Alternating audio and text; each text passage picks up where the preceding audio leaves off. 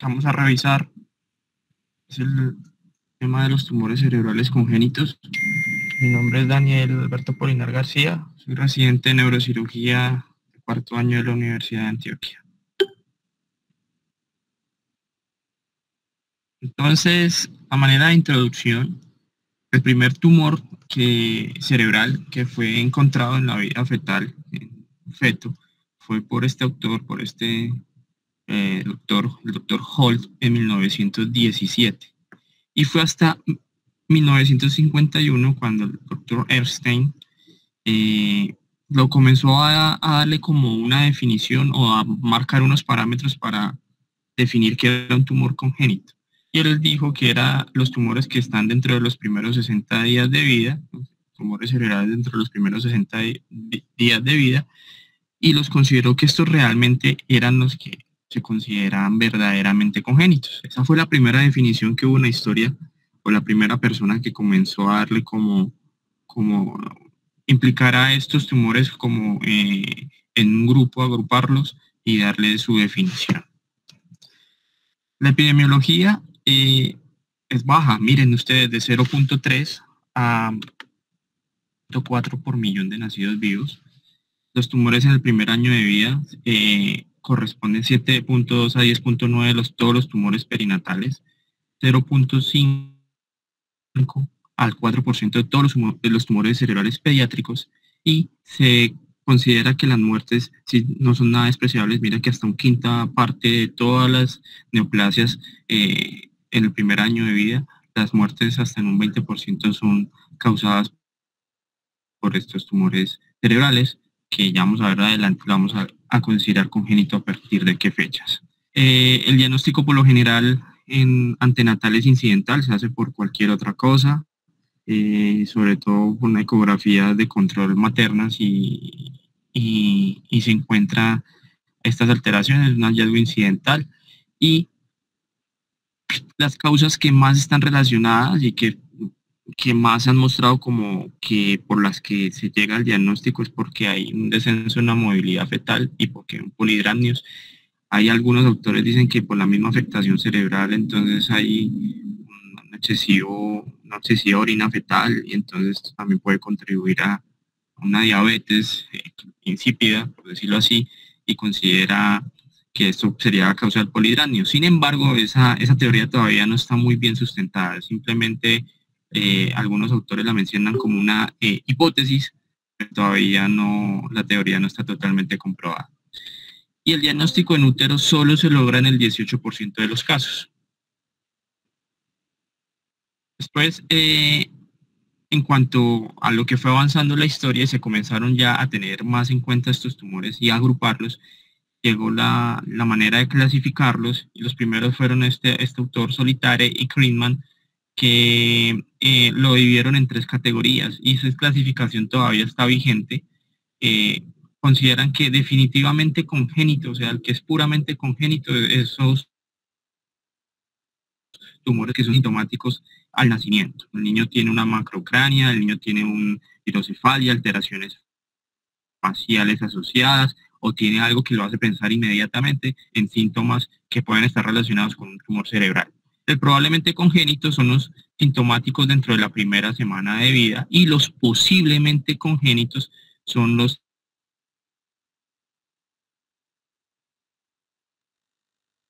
que comienzan a generar síntomas en los primeros meses de vida. Esto los dividió en 3 categorías: definitivamente, probablemente y posiblemente, en relación al tiempo de la presentación de los síntomas. Después, este doctor Wakai dijo, esta última categoría está como muy ambigua, ¿no? Meses pueden ser muchos, días pueden ser varios, entonces él limitó esta última categoría a 2 meses de la vida postnatal. Sin embargo, en la mayoría de los estudios y en la mayoría de las, como, por decirlo así, la inclusión de estos tumores congénitos, ya los autores incluyen hasta el primer año de vida, porque muchos de esos tumores pueden ser, como decíamos, pueden ser silentes y pueden aparecer en edades más adultas de los 2 meses, a pesar de que fue un tumor que probablemente el niño o la niña nació con el tumor.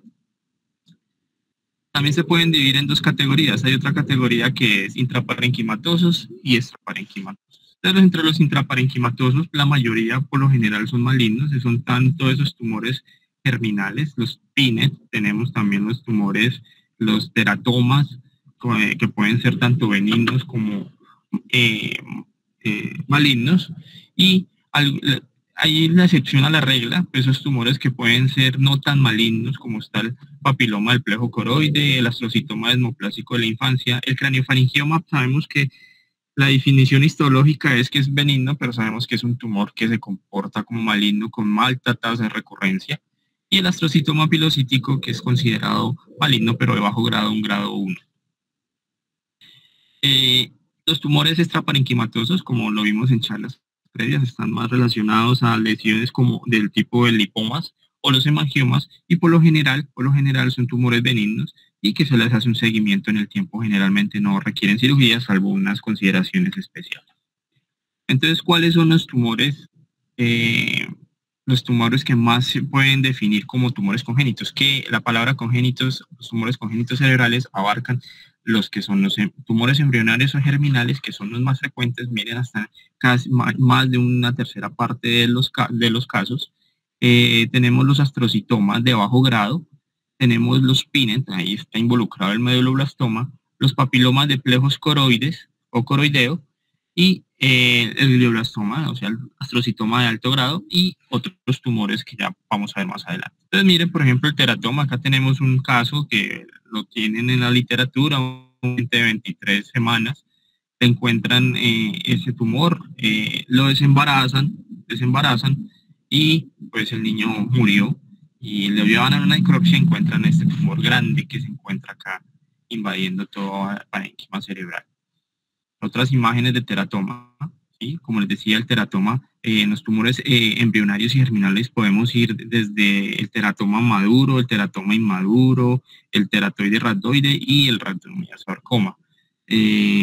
Entonces, la imagen típica en una tomografía involucra parénquima cerebral y con una dilatación ventricular, lo que está muy relacionado con que estos niños hagan una macrocrania, una macrocefalia, hidrocefalia secundaria a obstrucción por parte del tumor, y es algo que nos puede orientar en el diagnóstico que vamos a ver más adelante. Otras opciones, otros tumores son los tumores de bajo grado, los glioastrocitomas de bajo grado, que estamos principalmente en edad pediátrica. El protagonista es el astrocitoma pilocítico. Miren ustedes que la mayoría de veces que nosotros decimos astrocitoma pilocítico son tumores infratentoriales. Sin embargo, estos tumores congénitos, la mayoría son supratentoriales y tienden por estar en la línea media. Algunos casos pueden tener las variables, como es el astrocitoma pilomixoide. También tenemos los gliomas o los astrocitomas de alto grado, entre esos el glioblastoma, el anaplásico. Sobre todo el glioblastoma es muy raro, muy poco frecuente. Sin embargo, se han reportado en la literatura casos de niños recién nacidos o menores de 1 año de edad. Este caso, por ejemplo, es una niña de 7 meses que pues falleció, que llevaron a necropsia y encuentran toda esta lesión expansiva involucrando la línea media infiltrante, y los cortes histológicos con sus respectivas tinciones comprueban o confirman el diagnóstico de glioblastoma. Este caso es otro caso de la literatura muy interesante. Este niño nace y le encuentran en la imagen que ustedes ven marcada con la A un hematoma intracerebral.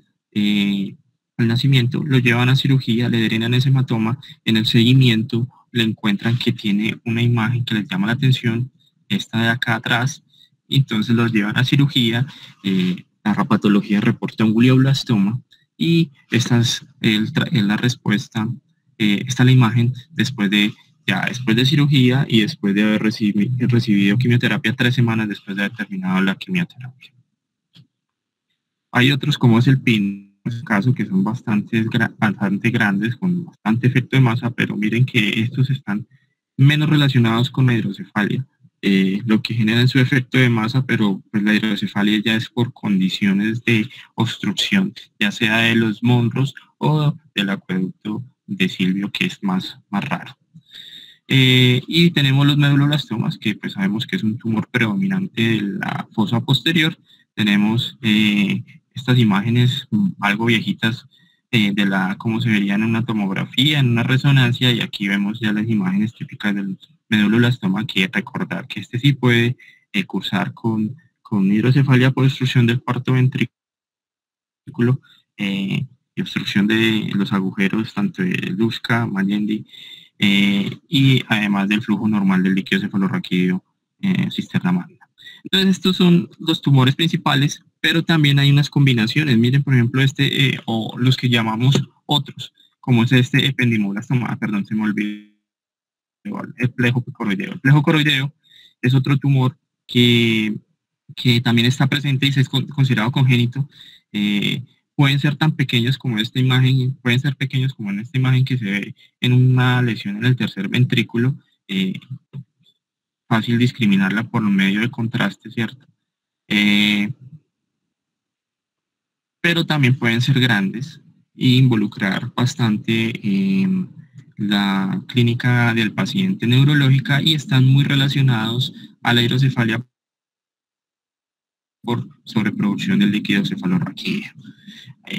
Hace un par de semanas acá en el San Vicente operamos un niño con un papiloma del plejo coroideo, incluso más grande que este, y pues curiosamente este niño no cursaba con hidrocefalia. Entonces, hay casos de casos. Y el ependimoblastoma, como decía, la clasificación de otros es el ependimoblastoma, es un tumor que es muy raro, es considerado tipo 4, es una combinación de células o características de ependimoma, pero también del meduloblastoma, y por eso es un tumor bastante raro y muy, muy, muy maligno. Entonces, las características de estos tumores congénitos es que difieren de los tumores en otras edades, es en la causa, la distribución topográfica, el tipo histológico, la presentación clínica y el pronóstico. Entonces, ¿por qué hablamos de esas características? ¿En qué difieren? Por ejemplo, 2/3 de los tumores congénitos son supratentoriales, a diferencia que en los niños y en los adolescentes, la mayoría que los han enseñado y que sabemos y que por epidemiología es así, son infratentoriales. Los teratomas son los más frecuentes, en cambio en la edad pediátrica y en los adultos son tumores muy raros. Y los pronósticos en los tumores congénitos del sistema nervioso central por lo general es muy pobre, independientemente de la capacidad para crecer e invadir áreas circundantes, y la supervivencia postnatal global es de solo el 28%, bastante baja. La clínica, entonces, estos tumores cursan con hemorragia intracraneal espontánea en útero, hidrocefalia, macrocefalia en 67% es el síntoma más frecuente, dado que la mayoría son teratomas, y los plejos coroides también pueden generar esa macrocefalia por hidrocefalia. La distocia del parto, mortinatos, convulsiones están reportadas en menos del 10% de las series, y la focalización también en el menos del 10% de las series. En cuanto a síntomas que pueden ser misceláneos, tenemos émesis, inclinación de la cabeza, retraso en el desarrollo, regresión de las habilidades motoras, distonía, hipotonía, opístotonos, nistagmo vertical, proptosis, incongruencia en movimientos oculares, disminución de la agudeza visual, parálisis de los nervios craneales, hemiparesia. Pero estos son los más frecuentes y son los que hay que recordar para sospechar el diagnóstico cuando vemos un niño recién nacido con estas características. En cuanto a la histología, los tipos histológicos, el meduloblastoma es más agresivo versus el de la infancia y la adolescencia, y los astrocitomas congénitos de bajo grado tienden a ser aún más benignos que los que se diagnostican en edad infantil o en adolescencia. Por lo tanto, la detección en el útero para la detección temprana combinada con nuevas terapias puede mejorar el resultado clínico y la calidad de la vida para aquellos pacientes diagnosticados con tumores intracraneales in útero. En cuanto a la patogenia, la formación de estos tumores cerebrales se da durante la vida fetal y neonatal, comienzo de la diferenciación normal de las células cerebrales, y por ejemplo los tumores cerebrales con frecuencia ocurren antes, cerebrales germinales ocurren con frecuencia antes de las semanas 32 de gestación, y contienen células que se asemejan a las que están presentes durante el desarrollo embriológico normal. Entonces, pueden tener células, por ejemplo, lo que son tumores germinales, involucraría a los teratomas, pueden tener células de cualquier estirpe, pero con un desarrollo normal, pero que no están en donde deberían estar. Y la hipótesis es que estos tumores derivan de células aberrantes y residuales durante la formación del sistema nervioso. Ya para hablar del enfoque diagnóstico, pues tenemos que cuando estamos enfrentados a un tumor, nosotros siempre pensamos en hacer una biopsia y llevar a un examen histopatológico, que sería lo esencial para dar como el diagnóstico preciso y saber a qué nos estamos enfrentando y qué tratamiento darle. Sin embargo, esto se puede lograr en niños que ya ya hayan nacido, por decirlo así, pero en edad fetal o en los niños muy, muy pequeños, a veces estas cirugías no son tan seguras y representan un riesgo. Entonces, muchas veces llevar un niño a cirugía solamente por una biopsia supera el riesgo que el beneficio, y sobre todo esos que están in útero. Por lo tanto, el diagnóstico en la mayoría de las veces es por hallazgo de ecografía o resonancia cerebral magnética, y las características clínicas, el curso de la enfermedad también nos puede orientar hacia qué nos estamos enfrentando. Entonces, cuando hablamos de la ecografía, tenemos que saber que es operador dependiente. Lo bueno es que es rápida, está disponible en la mayoría de los sitios y no es un examen no invasivo. Y como ustedes ven en esta imagen, se ven, por ejemplo, en este corte coronal, ya podemos ver la hidrocefalia, aquí la lesión haciendo un efecto de masa, igual acá, miren, dilatación ventricular y las masas. La mayoría de los pacientes con tumores congénitos tienen un patrón ecográfico heterogéneo con destrucción de las estructuras normales que están circundando esa masa, porque esta masa es infiltrativa y destruye esas zonas. Y por ejemplo, cuando estamos enfrentados a los teratomas, se asocian a calcificaciones que nos pueden ayudar a orientarnos en el diagnóstico. Los lipomas no tienen un patrón ecográfico heterogéneo, tiene un aspecto homogéneo e hiperecogénico típico de la grasa, y el papiloma de plejos coroides se va a ver como un sobrecrecimiento del plejo coroide. También podemos ver la hidrocefalia, como les mostraba en la imagen anterior, que por lo general es obstructiva y también puede estar relacionada con una alteración del drenaje venoso. Saber que este drenaje venoso es inmaduro en estos niños menores de 1 año, pero sin duda el diagnóstico de elección es la resonancia. Podemos concluir que la ecografía es netamente diagnóstica, o sea, nos dice ahí hay algo, nos puede sugerir alguna cosa, pero no es tan precisa y tan oportuna como la resonancia.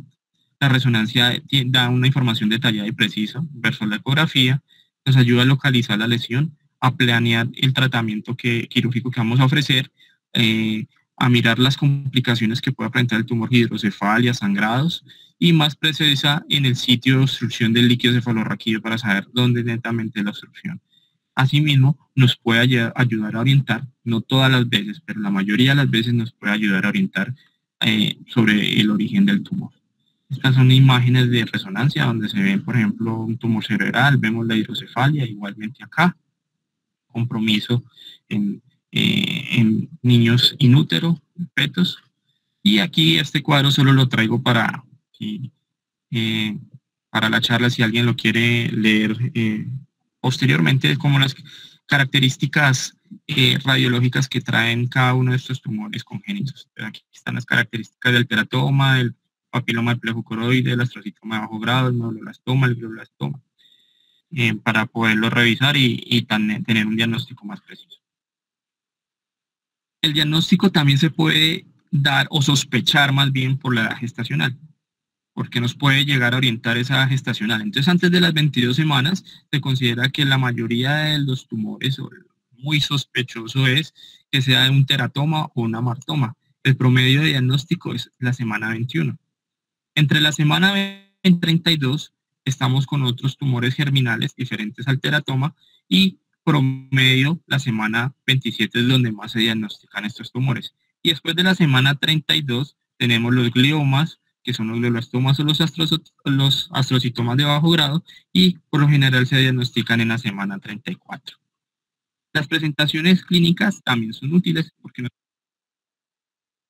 pueden también ayudar a orientar el diagnóstico. Por ejemplo, los teratomas, como les había dicho previamente, se relacionan mucho con hidrocefalia y macrocrania, macrocrania por la misma hidrocefalia y por el tamaño del tumor, que por lo general es muy grande, y pueden llevar a macrocefalia, la masa en la ecografía prenatal, la hidrocefalia, cuando son en localizaciones pineales afectan el tercer ventrículo, y estos están más relacionados con la muerte fetal. Asimismo, en la presentación clínica el paladar hendido está más relacionado al teratoma, mientras que las orejas de implantación baja están más relacionadas con el craneofaringioma, que sabemos que también es un tumor congénito que no es tan frecuente, pero está presente. El pronóstico de estos tumores por lo general es malo. La supervivencia general, como les había dicho previamente, es del 28%. Y hay unas condiciones que nos pueden ayudar a decir si esto si el pronóstico es peor o podemos tener algo de mejores resultados. Entonces, ¿cuáles son los condicionantes? El tipo histológico, histopatológico maligno, tamaño y la ubicación del tumor, el estadio inmaduro del desarrollo fetal y las complicaciones relacionadas con el tratamiento. En el pronóstico, los histológicos benignos también pueden estar asociados a un mal pronóstico, porque es que muchos de esos tumores, a pesar de que, por ejemplo, los astrocitomas consideramos que no son malignos, incluso que los congénitos son más benignos que los que son en los niños y en los adolescentes, generan un efecto de masa, pueden comprimir el tallo cerebral o llevar a hidrocefalia, o incluso están muy mal ubicados y que el acceso quirúrgico también pueda ser difícil. Entonces, no todos los benignos son de buen pronóstico neurológico funcional para los pacientes. Los teratomas y los PINET, dentro de esos el meduloblastoma, son los más letales. Por lo general están en áreas profundas y invaden y hacen infiltración muy fácil del tallo cerebral. El pronóstico, bueno, puede ser considerado en tumores como los papilomas coroideos y algunos astrocitomas, como les decía, cuando generalmente están en un sitio accesible para la cirugía o cuando no están generando una infiltración importante. Están relacionados con resultados más favorables, que son considerados benignos y por lo general no afectan áreas como el tallo. Aquí hay que hacer la salvedad que hay algunos astrocitomas que sí afectan el tallo y pues el tratamiento va a ser complicado si está en zonas difíciles. Y el hemangioma y los lipomas por lo general se consideran de buen pronóstico y cuando tienen indicación quirúrgica, incluso la resección total puede llegar a ser curativa. Entonces la mortalidad en estos pacientes que tienen tumores cerebrales congénitos es muy alta. Miren ustedes, del 85 al 90% a los 5 años, con una sobrevida general del más o menos 5 al 15%. Y miren ustedes, los meduloblastoma tienen una sobrevida de 38 al 57%. Pero miren los gliomas de alto grado y los teratomas a los 3 años, ni siquiera a los 5, del 0 al 10%, o sea, son casi todos se mueren. Cuando tenemos un ependimoma, que también es poco frecuente que sea congénito, pero están descritos, la supervivencia por lo general es buena, del 40 al 72%, igual que los astrocitomas de bajo grado, miren, 76 al 90%, una sobrevida a los 5 años, muy buena. Esta imagen muestra como el pronóstico. Miren ustedes la imagen de arriba, como las barras negras, miren, son los pacientes que fallecieron, y miren ustedes como a medida que el tumor es más malo, pues la mortalidad va a aumentar, tiene una relación directamente proporcional, ¿cierto?, con el grado histológico o histopatológico del tumor. Miren ustedes, grado 3, eran 4 pacientes en este estudio, se murieron 3, y en este del grado 4 eran 20 pacientes, se murieron 15. Y aquí en la parte de abajo tenemos de acuerdo a cada uno de los tipos de tumores. Entonces tenemos tumores de alto grado, gliomas de alto grado, miren ustedes, 6 pacientes, se murieron 4.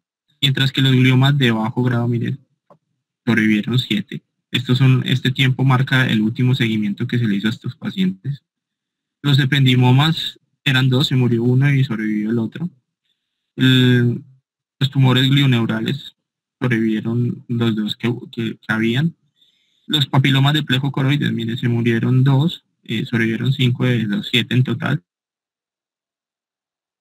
Los meduloblastomas tienen una relación muy repartida, como mostrábamos previamente, casi el 50% se mueren, el 3%. Los teratoides, ratoides y todos estos teratomas, miren que el pronóstico es muy malo. De 6 se murieron 5. Y los tumores embrionarios, que son diferentes al teratoide, ratoide, de los de 3 se murieron 3. Asimismo, en los tumores de células germinales que sean de otra estirpe, les va por lo general bien. El pronóstico. Mucha limitación en el tratamiento tenemos con la radioterapia, porque en edades pequeñas y pues eso se ha ido debatiendo, pero pues todavía se concluye que menores de 3 años hay alteraciones en el neurodesarrollo, tumores radioinducidos y daños de estructuras importantes, y más aún en menores de 1 año. Entonces, la radioterapia puede alterar también el pronóstico de estos pacientes, cuando hay que ofrecerla de manera como de salvamento o que no hay ninguna opción adicional. El tratamiento, sin duda, el manejo quirúrgico es el principal. Dependiendo del caso, se hace resección total, resección parcial o simplemente derivación ventrículo-peritoneal o tercer ventrículo, cisternostomía endoscópica. Y quisiéramos que todo fuera así, pero pues desafortunadamente en estos tumores no es así. Este caso, estos dos casos son reportados, fueron reportados en un hospital en India, un artículo del 2021, donde encuentran regresión espontánea de tumores congénitos. Ojalá fueran todos los casos así. Miren ustedes, este paciente tenía este tumor acá, frontal izquierdo, en relación acá toda esta parte del ventrículo lateral, núcleo caudado, y a los 18 meses tiene regresión completa de la lesión. Igual que este otro caso, miren ustedes, un tumor en el septum mesencefálico, ¿sí? Miren en el septum, miren, y lo siguieron en el tiempo, y miren que a los 4 meses la lesión ya está mucho más pequeña, a los 8 cada vez más pequeña, y a los 18 meses ya casi no se ve la lesión. Esto es muy raro, pero está reportado y ojalá fueran así todos los casos, pero desafortunadamente no. Entonces, los determinantes del resultado quirúrgico, de tener un buen resultado quirúrgico, es la extensión. La mortalidad en resección total es alta, porque muchas veces por intentar quitar toda la lesión podemos generar más morbilidad, más sangrado, y estos pacientes pueden tener una reserva energética, metabólica y asimismo un volumen sanguíneo menor, que lo que hace es que tenga más daño que beneficio.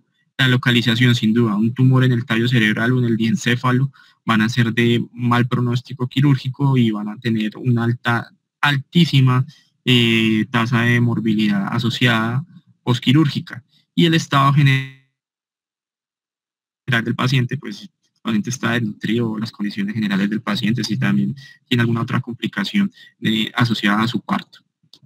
En cuanto a la radioterapia, se usa en el 32% de los casos y, como les decía, es como una medida de salvamento desesperada y está relacionada con el retraso intelectual y psicomotor grave, además de los tumores radioinducidos.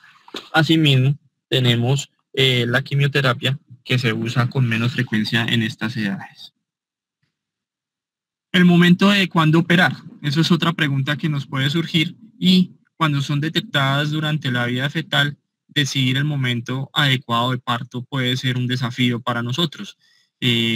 Parto prematuro sabemos que está relacionado a complicaciones con resultados incluso más perjudiciales que el propio tumor, y el parto a término, pues el niño va a seguir con la hidrocefalia, va a seguir creciendo ese tumor, va a seguir infiltrando, pero también van a haber riesgos maternos como la distocia, porque estos niños van a tener una macrocefalia, entonces la cesárea también, son llevados a cesáreas, van a tener una incisión más grande, más riesgos maternos. Y como conclusión o como otra conclusión, siempre pensar que la hidrocefalia va a complicar todo, va a empeorar el resultado y el pronóstico. Entonces no hay un consenso preciso de cuándo debe embarazar. Algunos autores han postulado o publicado lo que ellos sugieren, y por ejemplo está este autor que es Im y sus colaboradores en tumores que eran teratomas, 39 pacientes, fue publicado el estudio en el 2003 y llevaba a los pacientes cuando los diagnosticaba a las 2 semanas a parto, y esto lo hacía independientemente de la edad gestacional o el tipo de teratoma que tuviera el paciente. Y eso fue lo que él aportó. Otros autores, como el doctor Cabaleiro, propone como un algoritmo de manejo en los tumores congénitos. Creo que fue el primero como que trató de darle como organizar el tratamiento, porque previamente nadie sabía qué hacer con estos tumores. En este estudio que es de él, del 2003, él involucró 18 pacientes. Miren los diagnósticos: están las teratomas, los astrocitomas anaplásicos, los carinofaringiomas, los carcinomas o papilomas del plejo coroide, los amartomas, gangliomas anaplásicos, senos endodérmicos, hemangiopericitoma y los schwannomas. Y él lo que propone es que la terapia con esteroides es buena porque se asoció con una reducción de la muerte neonatal, el síndrome de dificultad respiratoria agudo, hemorragia cerebroventricular, la enterocolitis necrosante, asistencia respiratoria, ingreso a UCI, y las infecciones sistémicas en las primeras 48 horas. Entonces él dice que con el uso de los esteroides se puede reducir eso, y además de eso nos da un chance de espera para hacer un tratamiento posterior. Entonces es lo que él dice: en los menores de 30 semanas, las madres deben ser tratadas con corticosteroides para acelerar esa maduración pulmonar y inducir también una descompresión intrauterina, que eso lo llevan por medio de una aspiración transabdominal repetida por la hidrocefalia fetal, y el ánimo de estas dos medidas era esperar las condiciones más adecuadas para poder llevar a desembarazar por la cesárea. Y así él mostró que con este como algoritmo de tratamiento, los resultados fueron satisfactorios. De los 18 pacientes, 13 tuvieron supervivencia, sobrevivieron, y esos 13, 3 eran teratomas, que pues consideramos que es muy maligno y que son muy mortales. La aspiración transabdominal puede afectar negativamente el pronóstico, porque ellos se dieron cuenta que estaba relacionado con el riesgo de infección intrauterina, hemorragia y daño a los tejidos cerebrales restantes, y puede que el tamaño de la cabeza, a pesar de que usted haga esas funciones, no es que reduzca o que se detenga el crecimiento de manera efectiva. Entonces es someter un riesgo a la materna. Sin embargo, aquí está el algoritmo que él propone. Entonces, como ustedes se dan cuenta, partimos de la edad gestacional. Si tenemos menos de 34 semanas y no tiene hidrocefalia, dele corticosteroides, llévelo a término y hágale la cesárea, desembarace, y después le hace la cirugía del tumor. Pero si tiene hidrocefalia, dele también corticoides, hágale la cefalocentesis, que es transabdominales, llévelo a término, cesárea y cirugía del tumor. Si es mayor de 34 semanas y tiene hidrocefalia, de una vez cesárea. Y después le trata el tumor o la hidrocefalia. Si no tiene hidrocefalia, llévelo a término, espere, entre más tiempo se gane de edad gestacional, mejor para el resultado para el paciente. Después lo lleva a cesárea y cirugía.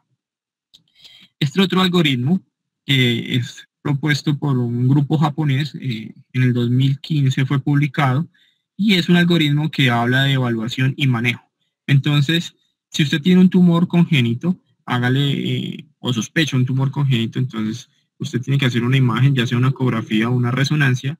Si tiene un patrón heterogéneo con calcificaciones, la sospecha es que sea un teratoma, ¿cierto? Y usted tiene que predecir un mal pronóstico y informar muy bien a esos familiares. Si es pretérmino, entonces espérelo como sea posible antes de que la hidrocefalia no se empeore. Llévelo a toma de esteroides a la madre para que tengamos una maduración pulmonar, y hágale las cefalocentesis o las aspiraciones para el manejo de la hidrocefalia transabdominales. Si es a término, lo lleva a parto y cirugía después del nacimiento.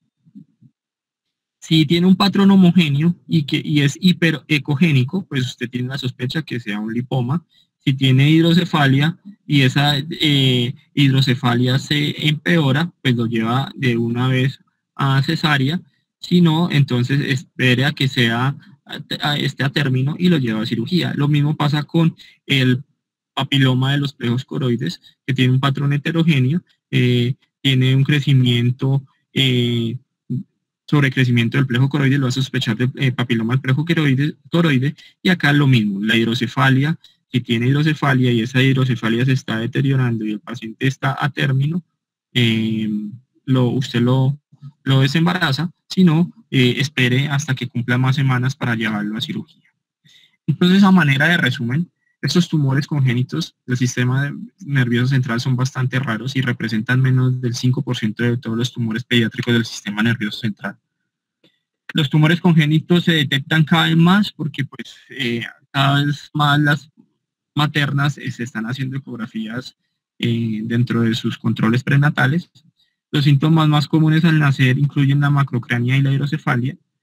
Además de la macrocrania tenemos síntomas neurológicos focales y hallazgos en recién nacidos con tumores congénitos que pueden ser raros y sutiles, como pueden ser, no es tan frecuente, pero hay el paladar hendido que nos puede sugerir el teratoma o las orejas de implantación baja del cráneo faringioma. Los teratomas son los tumores congénitos del sistema nervioso central, son los más frecuentes.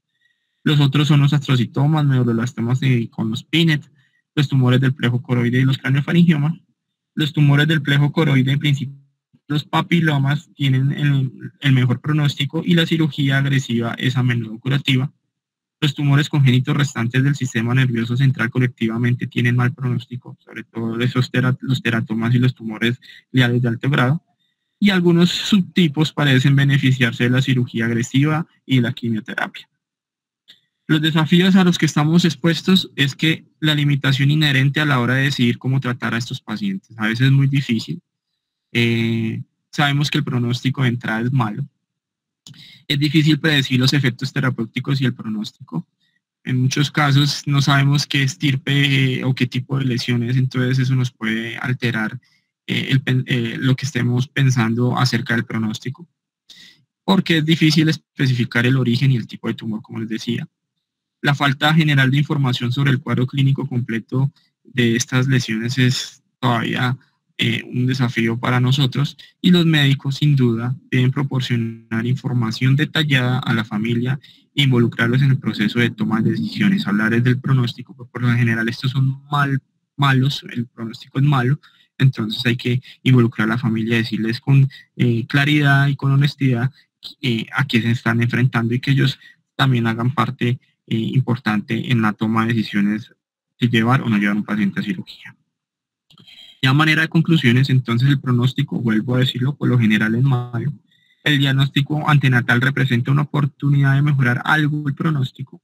El lipoma, el hemangioma y el papiloma coroideo son los de mejor pronóstico. El teratoma, el PINET y algunos gliomas de alto grado del pronóstico es sombrío. El diagnóstico fetal es por imágenes. La biopsia, la seguridad de la unidad materno-fetal es importante tenerlo en cuenta. La ecografía es diagnóstica pura, o sea, nos dice hay algo, pero no nos detalla información de origen, extensión y plan quirúrgico como si lo hace la resonancia. La hidrocefalia es igual a mal pronóstico o a empeorar el pronóstico. Antes de las 34 semanas lo que se va a hacer es madurar los pulmones y punciones para la hidrocefalia. Y después de las 34 semanas, entonces desembarace y trate. Si tiene hidrocefalia, si no, espere hasta que sea término. Y la cirugía sin duda es el tratamiento de elección. Muchas veces hacer resección total aumenta el riesgo, y entonces hay que contemplar hacer resecciones subtotales y esperar cómo va evolucionando la enfermedad. Bueno, eso era lo que traía para hoy. Muchas gracias. Vale, muchas gracias. Muy interesante. Yo creo que desafortunadamente estos tumores, pues, tal vez que Eduardo me corrija, es una lucha contra la corriente y es una lucha inútil porque pues, si un cerebro nace malo, es muy poco lo que podemos hacer. Yo he visto aproximadamente unos 4 o 5 tumores de estos y todos muy grandes, muy infiltrativos y la cirugía es muy difícil porque el cerebro de un neonato es un cerebro que es supremamente frágil. Entonces, no sé si se justifica hacer tantos esfuerzos de los que hablaste y más bien suspender toda terapia con estos niños. Pero obviamente hablo desde muy pocos casos y mi visión de la vida es muy diferente. Yo creo que si un niño nace en estas condiciones, pues está destinado a morirse. Adelante, Eduardo. Hola, buenos días. Eh, sí, pues como dijo Daniel, Dani, muy buena la charla. Gracias, profe. Ayer la revisamos y tengo dos cosas que creo que se nos pasaron, Daniel. La primera es que según la nueva clasificación, estos tumores, los PENET, hacen parte de los embrionarios, ¿no es cierto? Entonces, la estadística que pusiste ahí hace parte del embrionario y porque anteriormente en las clasificaciones viejas se consideraban como un grupo aparte, pero realmente ya no son un grupo aparte, sino que en la nueva clasificación se metieron en los embrionarios. Entran todos los familiares de los medulloblastoma, el PENET, el retinoblastoma y el pinaloblastoma, todos entraron en el mismo paquete, entonces hacen parte de ese grupo. Igual siguen siendo malignos, pues no los voy a sacar en limpio, igual siguen siendo malignos y la estadística sigue siendo mal. Y el otro detalle es que la tasa de sobrevida global, ese 28% es porque está incluyendo los que son de comportamiento benigno, solo esos. O sea, el papiloma de pleosporoideos, el papiloma típico de pleosporoideos, los Lipomas. pilocíticos, los lipomas, el ependimoma anaplásico que uno creyera que no también tiene una muy buena tasa de sobrevida. Entonces, ese número lo crece es precisamente esos pacientes. Entonces, si podemos ver en la estadística que puso Daniel, miren que son los menos frecuentes. Entonces, por eso la tasa de mortalidad global, de sobrevida global, perdón, es tan bajita. Y ahí viene a responder la pregunta tuya, Nacho. Esos pacientes tienen una sobrevida máxima de 1 año y medio. Entonces, de entrada estás peleando contra la corriente y por eso es tan importante lo que estaba diciendo Daniel. Incluir a la familia en la toma de decisiones, en el riesgo quirúrgico, en la alta posibilidad de muerte intraoperatoria. Entonces, realmente yo más o menos estoy teniendo un paciente con un tumor congénito al año, más o menos, en el hospital. Y cuando sospechamos que son de este grupo de los benignos, que son los ependimoma, el ependimoma anaplásico, el papiloma, nos metimos en la cirugía y hágale para adelante, igual sigue siendo el riesgo pues muy alto, no sé, pero en general nos va muy bien. En los otros monstruosos que mostró pues Daniel y todo eso, sí, ahí sí es una decisión casi que de la familia y más por, por el duelo de la familia. Cuando uno incluye a la familia en este tipo de decisiones, hace parte más es del duelo de ellos, de poder, entonces lo que hace uno es simplemente ganar tiempo con citorreducción, porque igual la quimio esa no la van a tolerar. Entonces lo que hace uno es ganarles tiempo con citorreducción para que la familia pueda como despedirse del niño pues y poder seguir pues todos tranquilos como si se le hubiera hecho el tratamiento pues como es, ¿no es cierto? Entonces por eso es tan importante incluir a la familia en ese punto, porque es realmente paliativo lo que se va a hacer para darle algo de tiempo para que la familia se despida, no da para nada más. Por eso es tan importante lo de la decisión, que ellos decidan si quieren seguir o definitivamente paran y lo dejan morir, pues, pero es muy importante la parte de la toma de la decisión de la cirugía y es por eso, es más por el duelo de la familia que se hace, porque realmente la estadística dice que el que mejor le va de estos malignos es 1 año y medio, pero la experiencia que yo tengo aquí es que no pasan de 6 meses. Gracias. Sí, sí, de hecho ahí en la estadística también se mostró que los teratomas y los tumores gliales de alto grado, la sobrevida es de 0 a 10% a los 3 años, o sea, casi todos se mueren. Todos. Sí, prácticamente. Sí. Bueno, Dani, muy interesante. Yo no tengo más comentarios. Les deseo un feliz día, Eduardo. Como siempre, muchas gracias.